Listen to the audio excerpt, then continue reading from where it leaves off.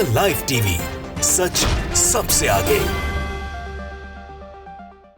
नमस्कार, आप देख रहे हैं द लाइव टीवी और मैं हूं आपके साथ मुनमुन रहमान। हमास इजराइल जंग के बीच चीन ने इजराइल को एक बहुत बड़ा झटका दिया है। जैसा कि हम देख रहे हैं कि गाजा में जिस तरह से इजराइल बमबारी कर रहा है, मासूमों की जान ले रहा है, बच्चों की जान ले रहा है, उसे देखकर दुनिया भर में अंतर्राष्ट्रीय स्तर पर इजराइल के खिलाफ गुस्सा बढ़ता जा रहा है और दुनिया भर के देश इजराइल की निंदा करते नहीं थक रहे हैं। यहाँ तक कि उसके मित्र देश भी इजराइल की निंदा कर रहे हैं इजराइल के गाजा में बमबारी करने से।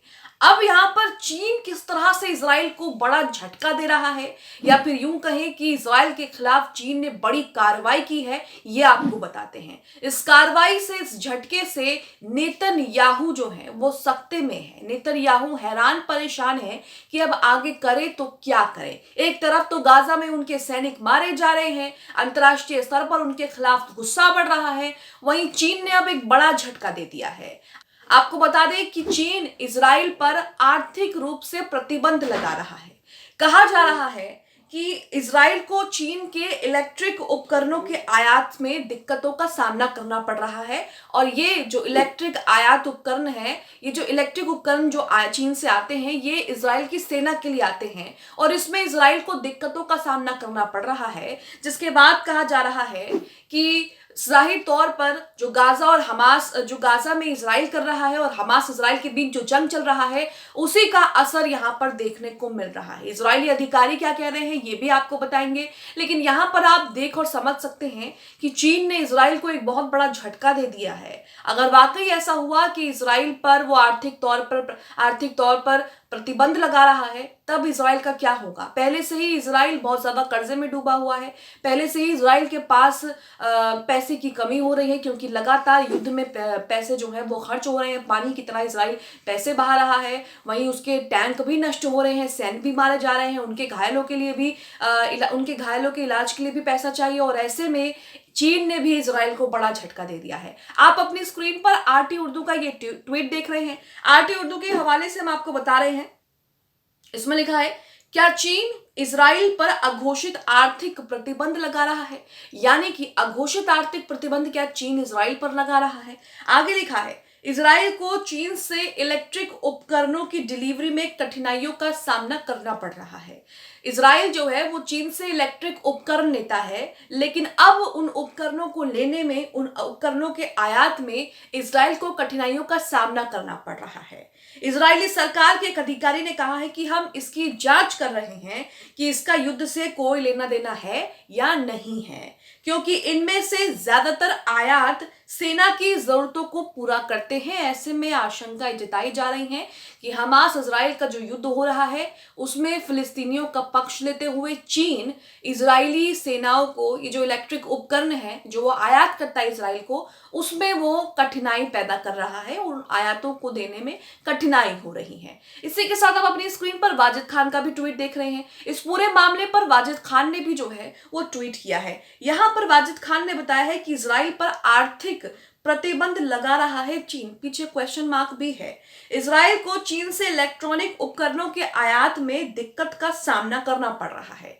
यहां पर उन्होंने इजरायली अधिकारी का बयान भी कोट किया है। लिखा है कि इजरायली अधिकारी का कहना है कि यह स्पष्ट रूप से युद्ध से संबंध है। अब यहां आप देखिए, जिस तरह से चीन इजराइल को झटका दे रहा है, हो सकता है कि इसका ज्यादातर संबंध युद्ध से हो, क्योंकि ये जो इलेक्ट्रिक उपकरण है, ये इजरायली सेना के लिए आते हैं चीन से, और इनमें आने में दिक्कत हो रही है। इजराइल और चीन के बीच इसे लेकर जो है वो तनाव पैदा हो रहा है। ऐसे में कहा जा रहा है कि स्पष्ट रूप से इसका लेना देना जो है वो युद्ध से है। इससे पहले भी आपको बता दें कि चीन इजराइल की काफी निंदा कर चुका है। इसी के साथ चीन फिलिस्तीनियों का समर्थन भी कर चुका है, और लगातार ही हम देख रहे हैं कि तमाम देश जो है वो लगातार इजराइल के समर्थन में आने से मना कर रहे हैं। यहाँ तक कि लाल सागर में जब अमेरिका ने नौसेना अभियान यमन के खिलाफ शुरू करने की बात कही, तब भी चीन जो है उसने अमेरिका का साथ नहीं दिया। सऊदी अरब के साथ साथ कई देशों के साथ साथ चीन भी पीछे हट गया और चीन ने भी मना कर दिया अमेरिका का साथ देने से लाल सागर में यमन के खिलाफ। तो यहाँ हम देख रहे हैं कि कहीं ना कहीं ये सारी चीजें जो हैं वो इजराइल की तरफ इशारा करती हैं कि चीन इजराइल पर बड़ी कार्रवाई कर रहा है और बड़ा झटका दे रहा है। इसी के साथ आप अपनी स्क्रीन पर वाजिद खान का ट्वीट देख रहे हैं। इस ट्वीट में इन्होंने बताया है कि किस तरह से हौथिस ने क्या उत्पात मचा रखा है। यहां इन्होंने लिखा है ब्रेकिंग, हौथिस पर हमला करने के लिए ऑपरेशन प्रॉस्पेरिटी गार्जियन के विफल होने पर अमेरिका ने लाल सागर में जहाजों को ले जाना शुरू कर दिया।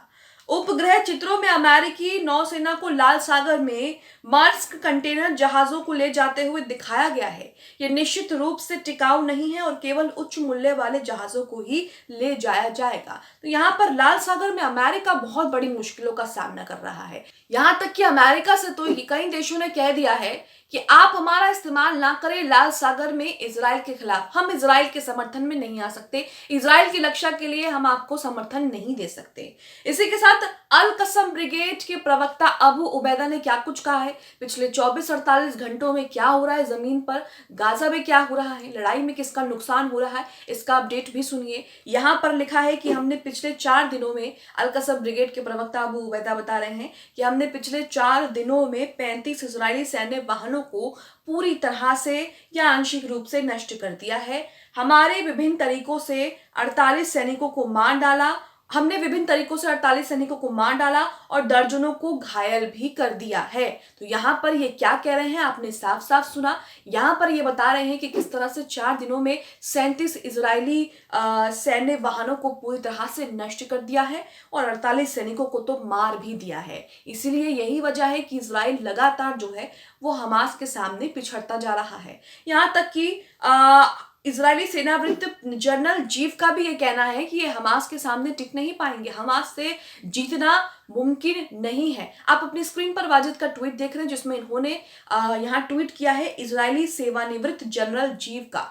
यहाँ लिखा है, जनरल जीव कह रहे हैं कि हम हमास को नष्ट करने में सक्षम नहीं हो सकते हैं। अब ये यहाँ पर किसी ने बयान नहीं दिया, बल्कि इजराइल के ही सेवानिवृत्त यानी कि जो रिटायर हो चुके हैं, इजराइल के ही रिटायर्ड जनरल जीव का ये बयान है और किसी का बयान नहीं है। इजराइल के रिटायर्ड जनरल जीव ही कह रहे हैं कि हमास से जंग लड़ना, हमास को नष्ट करना हमारी बस की बात नहीं है, हम इसमें सक्षम नहीं हो सकते। यानी कि इजराइल कहीं ना कहीं जान रहा है और कहीं ना कहीं जान चुका है कि हमास के सामने उसके सैनिक टिक नहीं पा रहे हैं। यही वजह है कि लगातार अल कसम ब्रिगेड और हमास के लड़ाके प्रतिरोध बल इजरायली सैनिकों का सफाया कर रहे हैं। कई जगह तो आईडीएफ पीछे भी हट रहा है। वेस्ट बैंक की बात करें तो वेस्ट बैंक में जहां कई क्षेत्रों में झड़प हो रही है तो कई क्षेत्रों में आईडीएफ जो है वो पीछे हट गया है। इसी के साथ आप अपनी स्क्रीन पर अमरीश मिश्रा का ट्वीट देख रहे हैं जिसमें वेस्ट बैंक से जुड़ी जानकारी दी है। यहाँ पर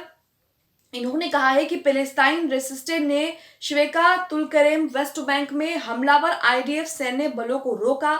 अभी दोनों के बीच जो है वो भीषण संघर्ष जारी है।